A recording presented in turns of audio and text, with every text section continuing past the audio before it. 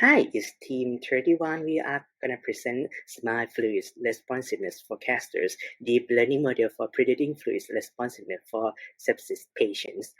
First of all, I would like to introduce the sepsis. Sepsis is a serious condition which can be arrived at in sometimes which can lead to organ failures and also high risk of mortalities, and that account for 30 and 40% mortality rate for ICU worldwide. Treatments for this is about the fluid administration's primary methods according to the international guideline. And yeah, as is accounted to the 30 and 40%, these can be prevented, but if beforehand, if we cannot prevent on time, it can lead to critical infections, amputation, and septic shock, which can lead to death. And these are the pain point of us. The data are somehow subjective and enormous to deal with. And the second, in some imperative pressures environment, it can lead to miscalculations.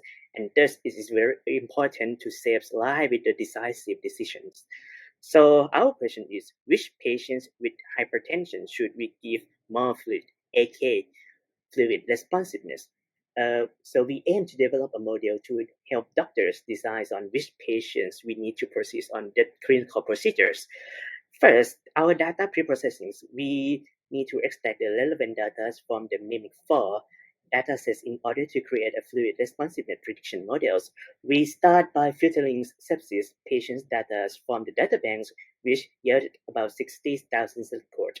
And then, based on the given criteria, we were eventually able to extract 790 data.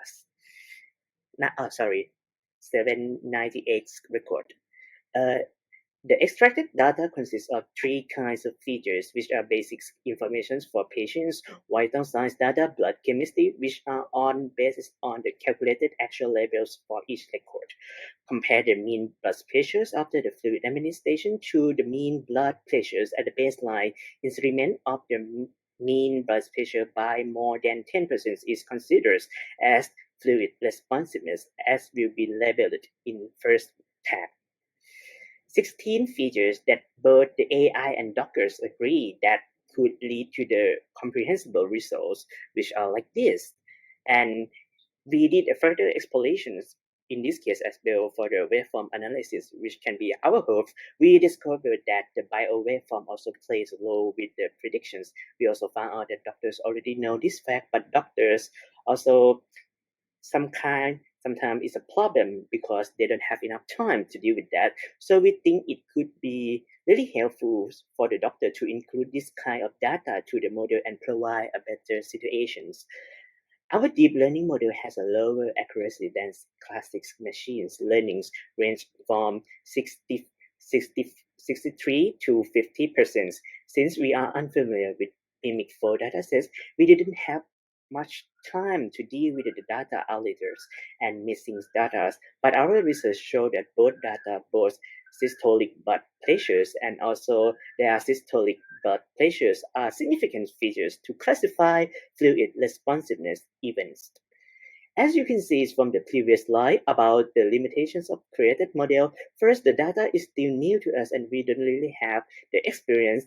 Second, the data is only 16 features has been included in the model, which facts there are double or triple features that we can improve a lot more in the futures to improve the predictions. The project timeline first, needless to say, we need to make our models a considerable model.